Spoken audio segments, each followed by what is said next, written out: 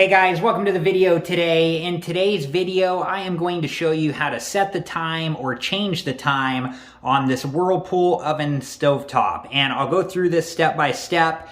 And the first thing that I'm going to do is to get us a closer look at the keypad.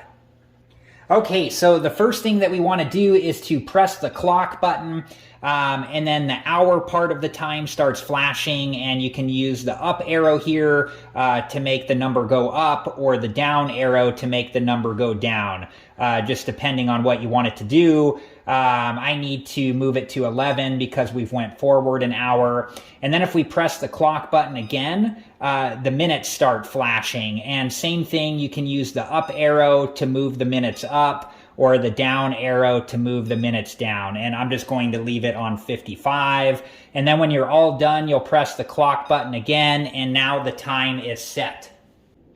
All right, guys, well, that was it for this video, and I hope it's been helpful, and thank you so much for watching.